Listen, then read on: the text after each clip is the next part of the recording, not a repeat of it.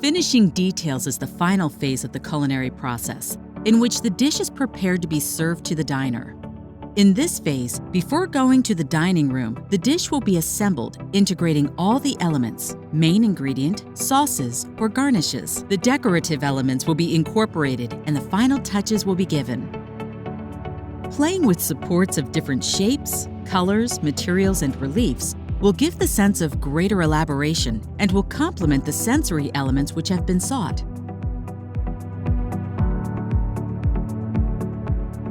Currently, the presentation of dishes is as important as the presentation itself. To understand this concept, it is necessary to abandon the idea that the dish is composed of several elements, the main ingredient, garnish, and sauces, and assimilate the whole as a set of flavors, textures, contrasts, or temperatures.